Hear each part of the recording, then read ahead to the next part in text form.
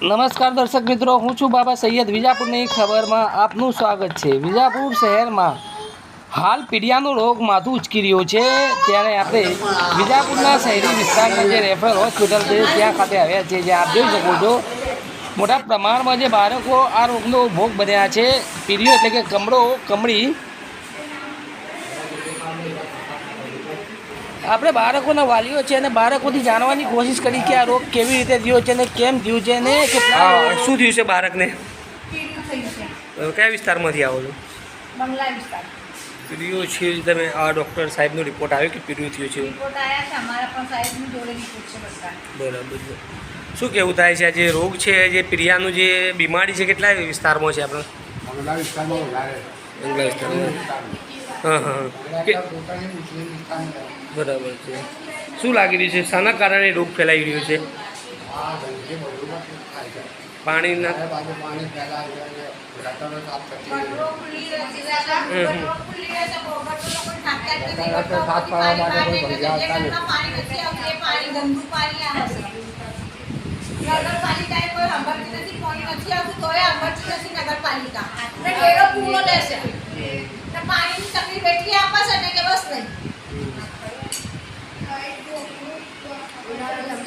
શું થયું છે બેટા તમને? ટાઇફોઇડની અસર. બરાબર. રિપોર્ટ આવી ગયા ડૉક્ટર સાહેબના? શનિવારે રહેવાનું ને તમારે? શું લાગી રહ્યું છે, શાના કારણે થયું હોય એવું લાગે છે? પાણીજન્ય રોગના કારણે. શું થયું છે બેટા તમને? કાઉન્ટનું લેવલ ઓછું છે ને, ઇન્ફેક્શન છે ને.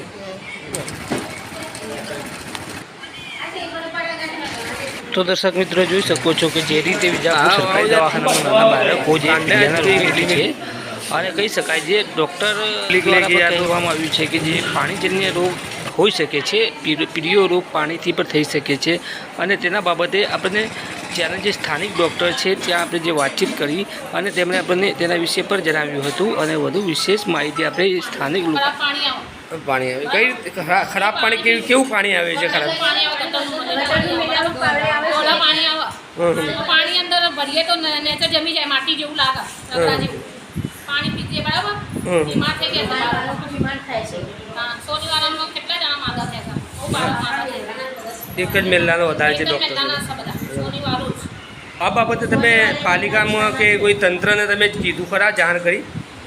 અમે તો જાણ કરી છે, કોઈ જાણ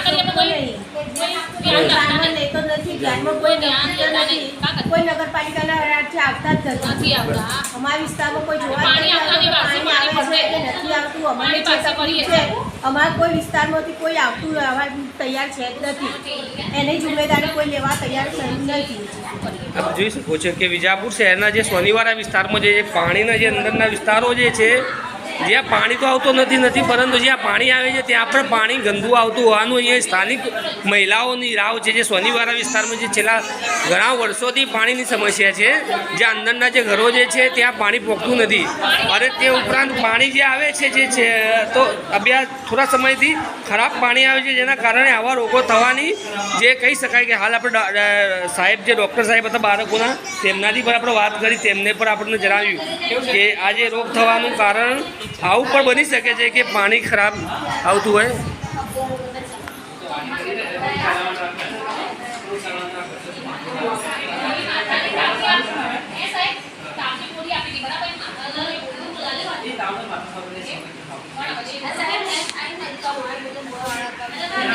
રેફરલ હોસ્પિટલ ખાતે છીએ, જ્યાં જે બાળકોના ડૉક્ટર છે, અને અહીંયા જે 6 થી 7 કેસીસ આવ્યા છે પીડીઓ જેને કહેવામાં આવે છે, ખાસ કરીને જે પાણીથી થતો રોગ હોય છે, જેથી લઈને આપણે આજે વિજાપુર જે રેફરલ હોસ્પિટલ છે ત્યાંના જે ડૉક્ટર જે સાહેબ છે હાજર છે. શું નામ છે સાહેબ આપ? હું ડૉક્ટર નિસર્ગ છું, ક્લાસ 1 ઓફિસર પીડિયાટ્રિશિયન. અહીંયા આપણે CHC વિજાપુર ખાતે છેલ્લા 3 થી 4 દિવસમાં વિજાપુરમાં આપણે પીડિયાનું પ્રમાણ બહુ વધી ગયું છે, ખાસ કરીને નાના બાળકોમાં. લગભગ 4 થી 5 દિવસમાં 15 થી 20 કેસ આપણે ત્યાં આવેલા છે, જેમાંથી આપણે 5 થી 7 પેશન્ટ અહીંયા ઇન્ડોર કરવા પડેલા છે અને એકાદ 2 પેશન્ટને આપણે રિફર કરવા પડે એવી હાલતમાં પેશન્ટ હતા.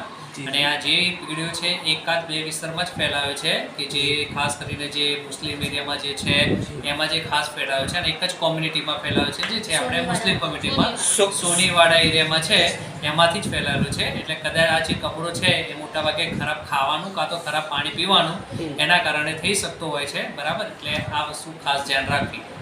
લોકોને શું મેસેજ આપશો કે આ રોગ ના થાય એનાથી શું કાળજી લેવી જોઈએ? કાળજી લેવામાં આપણે ધ્યાન રાખવું પડે કે ખરાબ પાણી જે હોય તો મ્યુનિસિપાલિટીને ઇન્ફોર્મ કરવું કે એ લોકો ત્યાં પાણીનું એક વખત ચેક કરે, TDS ચેક કરે ને કેટલું શુદ્ધ છે એ વસ્તુની ચેક કરાવે.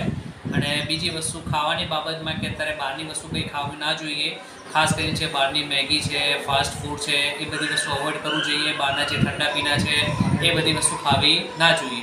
જે હોય આપણે ઘરનું ખાઓ એ સારું રહે. ઓકે. આ સમસ્યા અંગે પાલિકા ઓફિસરને વાતચીત કરતાં તેમણે જણાવ્યું હતું કે અમે જ્યાં આ પાણી ખરાબ આવતું તે જગ્યા શોધી અને ડેમેજને કંટ્રોલ કરેલું છે અને પાણી ચોખ્ખું આપતું થઈ ગયું છે. તે ઉપરાંત જે વિજાપુરની જે પ્રજા છે તેને અમે ચોખ્ખું પાણી આપવા માટે બંધાયેલા છીએ અને અમે વધુ સમસ્યા હશે ત્યાં પણ નિવારણ લાવવાની કોશિશ